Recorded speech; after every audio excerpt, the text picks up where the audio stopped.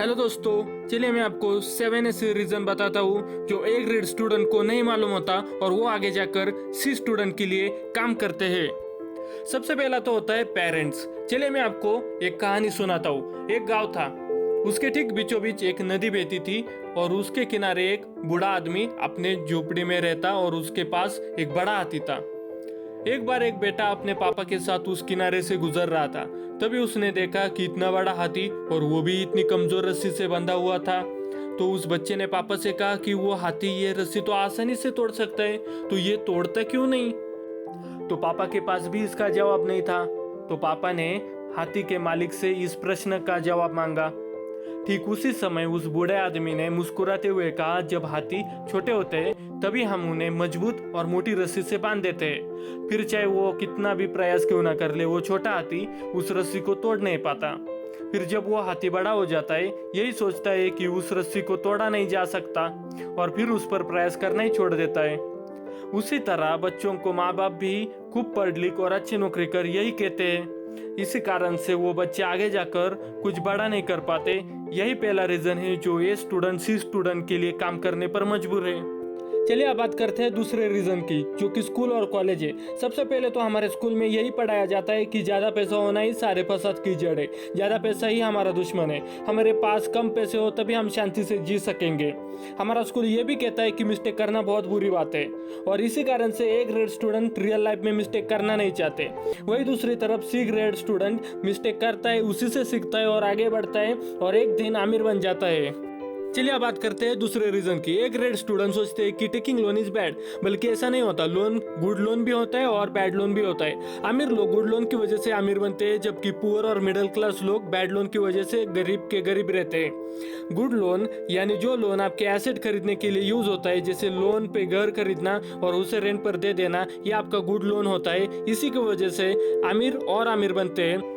जबकि bad loan यानी जो लोन खुद के लिए घर खरीदना, गाड़ी और महंगे कपड़े खरीदना, ये आपका बैड लोन होता है, जो कि ज्यादातर ए ग्रेड स्टूडेंट खरीद लेते हैं और गरीब के गरीब रह जाते हैं। रॉबर्ट, जो कि इस बुक के ऑथर है, उन्होंने सबसे पहले एक घर खरीद लिया लोन लेके और उसके रेंट से वो अपना लोन भी चुकाते थे और थोड़े बहुत पैसे उनके जेब में भी आ जाते थे।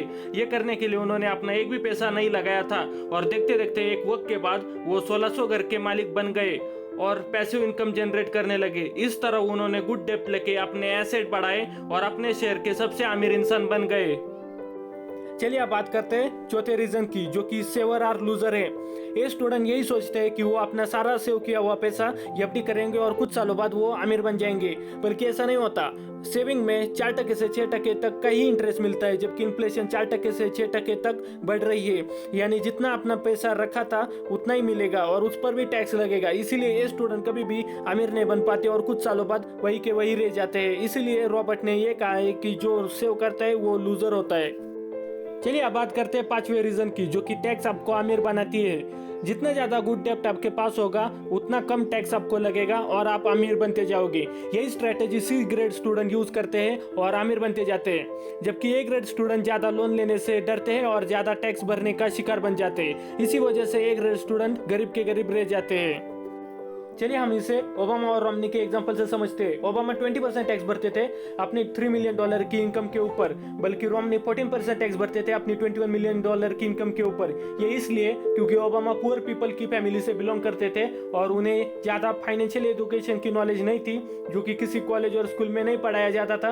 वही दूसरी तरफ रोमनी एक बिजनेसमैन की फैमिली से बिलोंग करते थे, जिधर उन्हें फैमिली से फाइनेंशियल एजुकेशन की नॉलेज मिल गई थी और वे अमीर इंसान भी बन गए थे कम टैक्स पे करके।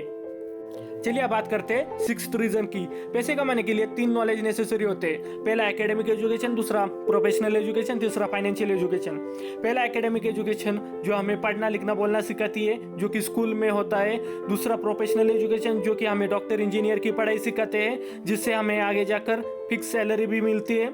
तीसरा होता है फाइनेंशियल एजुकेशन। ये ऐसा नॉलेज होता है जो हमें कम पैसों से पैसा कमाना सिखाती है, पर यही नॉलेज है जो हर कॉलेज और स्कूल में मिसिंग है। इसी कारण से लोग ज्यादा पैसा नहीं कमा पाते और गरीब के गरीब रह जाते हैं। चलिए अब बात करते हैं 7th रीजन की, जो कि पैसे कमाने के डिफरेंट क्वाड्रेंट से। पहला होता है ई, जो कि एम्प्लॉय है, जैसे इंजीनियर। दूसरा होता है एस, यानी सेल्फ एम्प्लॉयड, जो कि डॉक्टर आर्किटेक्ट होते हैं। तीसरा होता है बिजनेस, जैसे टाटा महिंद्रा कंपनी। और चौथा होता है इन्वेस्टर, जो अलग अलग कंपनी में इन्वेस्ट करता है। हमें ज़्यादातर स्कूल और कॉलेज में ई और एस कैसे बनते हैं यही सिखाया जाता है, जबकि बिजनेस और इन्वेस्टिंग दो और क्वाड्रेंट होते हैं पैसे कमाने के लिए, और यही दो क्वाड्रेंट सबसे ज़्यादा पैसे कमा के देती है। पर बदकिस्मती से ये किसी भी कॉलेज और स्कूल में नहीं सिखाया जाता, और इसलिए ए ग्रेड स्टूडेंट हमेशा से नौकरी ही करते आ रहे हैं और इसी की वजह से ज़्यादा पैसा नहीं कमा पाते। ये सारे रीजन मैंने रॉबर्ट कियोसाकी की book why A student work for C student की बुक से पढ़े हैं। अगर आपको ये बुक पढ़नी है तो डिस्क्रिप्शन में लिंक दी गई है, वहाँ क्लिक करें और परचेज कर ले। अगर आपको ये वीडियो अच्छी लगी तो लाइक शेयर और सब्सक्राइब करें और बेल आइकन को प्रेस करना ना भूलें लेटेस्ट अपडेट और नोटिफिकेशन के लिए।